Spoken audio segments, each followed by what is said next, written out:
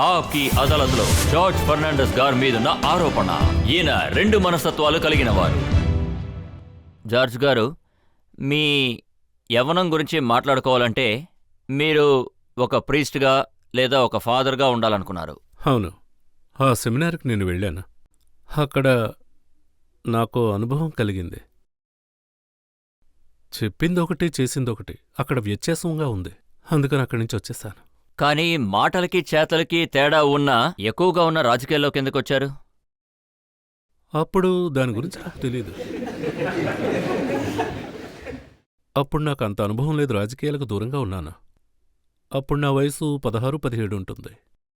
ఆ సమయంలో మీరు అన్నారు రిలీజియన్, ఆర్గనైజ్డ్ రిలీజియన్ రెండు ఒకటే అన్నారు. అవును, ఏంటంటే ప్రజల విషయానికొస్తే మన జీవితంలో అసలు మనం ఎలా ఉండాలి, ఏ విధంగా జీవించాలి, ఏది చేయకూడదు, ఇది పుణ్యం పాపం అని అన్నీ చెప్తుంటారు కదా. చెప్పిన వాళ్ళందరూ ఇలాంటివి కొన్ని పాటించరు. 16వ ఏటప్పుడే స్ప్లిట్ పర్సనాలిటీ మీకు లేదన్న విషయం మీకు అర్థమైంది. కానీ మీ 74వ ఏట మీరు చెన్నైకి వెళ్ళి శంకరాచార్య గారితో మీరు డిఫెండ్ అవుతున్నారు.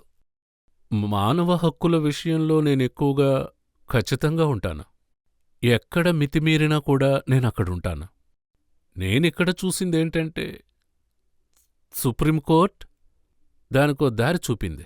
అది సమాజంలో ఉన్న ప్రజలు ఏ విధంగా అంటే శిక్ష పడిన వారు ఏ విధంగా మసులుకుంటున్నారు అన్నది. కాని కొన్ని హద్దులు దాటి ప్రవర్తించినప్పుడు నేను వెళ్ళి వాళ్ళని కలిసి మాట్లాడి నిర్ణయం తీసుకున్నాను. అందుకే అక్కడికి వెళ్ళాను. హత్యనేరం మోపబడిన ఒక అతని గురించి మీరు మాట్లాడుతున్నారు. నా జీవితంలో చాలాసార్లు కుట్ర ఆరోపణలు నా మీదున్నాయి. హత్యానేరారోపణ ఒకటే కాదు. అందుచేత నేనేమంటానంటే వీటి మీద నాకంత నమ్మకం అనేది లేదు అంటాను. ఇప్పుడు కూడా నా మీద ఒక నేరారోపణ ఉంది. అది ఇప్పటికీ క్లియర్ అవ్వకుండా ఉంది. అదేంటంటే నేను ఆర్మీ సైనికుల రక్తం తాగి డబ్బు సంపాదించాను అన్న ఆరోపణ. ఇప్పుడు మీ మీదున్న ఆరోపణ ఏంటంటే శంకరాచార్య గారిని మీరు కలవడానికి కారణం రాజకీయమని అందరూ అంటున్నారు. తర్వాత మీరు జయలలిత గారిని పక్కన తోసేయడానికి శంకరాచార్య గారిని కలిసి కరుణానిధి గారితో మీ స్నేహాన్ని పెంచాలనుకున్నారు.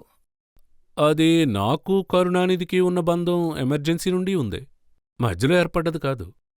ఎమర్జెన్సీలో అతను నన్ను సౌత్కు వెళ్ళినప్పుడు ఆయన నాకు ఎక్కడుండాలో ఆయనే నిర్ణయించారు, ప్లేసులన్నీ కూడా. ఆ విషయానికొస్తే దాని గురించి ఇది మీకు తెలుసుంటుంది.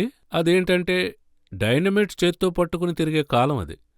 యువకులు ఆ డైనమైట్ని ఎలా నేర్చుకుంటారు అనే విషయంలో అంటే నాకు దానికో చోటు కావాలి. ఆ చోటు ఆయన ఏర్పాటు చేశారు. ఇప్పుడున్న ఆరోపణ ఏంటంటే యూపీఏ గవర్నమెంట్ని పడేయడానికే మీరెవరిని చేస్తున్నారని అంటున్నారు. చూడండి, నా మీద ఇటువంటి ఆరోపణ రావడం నాకేమీ కొత్త కాదు, చాలాసార్లొచ్చాయి.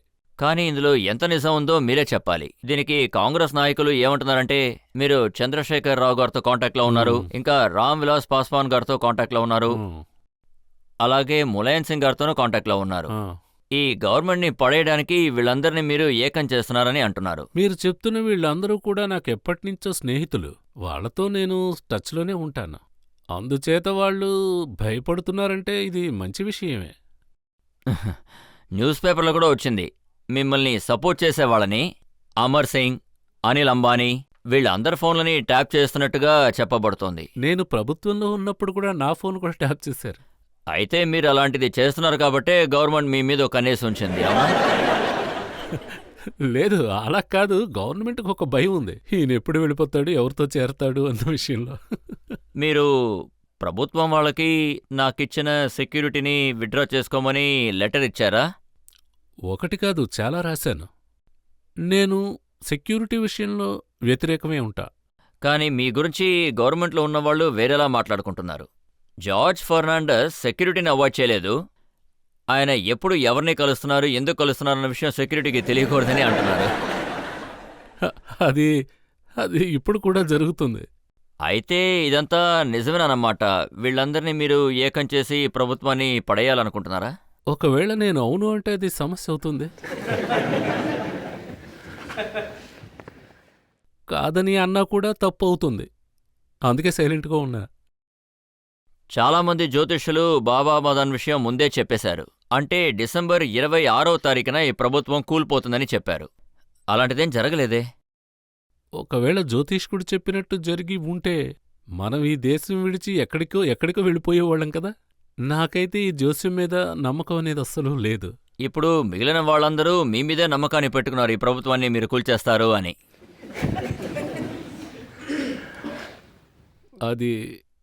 అదేంటంటే ఇటువంటి వ్యవస్థలు చరిత్రలో జరుగుంటాయి.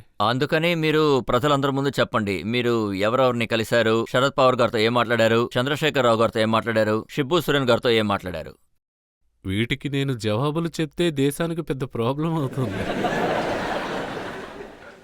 ఇప్పుడు మీ ప్రయత్నం అంతా మిమ్మల్ని ప్రధానమంత్రి చేసేలా ఒక ప్రభుత్వాన్ని సృష్టించాలనుకుంటున్నారా? లేదు, ఇది నా మీద ఎప్పటినుంచో ఉన్న ఆరోపణ. నన్నెవరు ఎంచుకుంటారు చెప్పండి? ఎందుకలా అంటున్నారు? ప్రజలకి తెలుసు, ఒకవేళ నేనైతే ఏం చేస్తానో వాళ్ళకి తెలుసు, ఎవరిని ఎక్కడ ఉంచాలో అని. అయితే మీ ఎఫర్ట్ అంతా విజయవంతం కావడానికి మేము ఎన్ని రోజులు వెయిట్ చేయాలి ఇంకా? నా అభిప్రాయం ఏంటంటే ఇంకొంతకాలం వెయిట్ చేసి చూడండి. బ్రేక్ తర్వాత ఏం జరగబోతుందో చెప్తారా?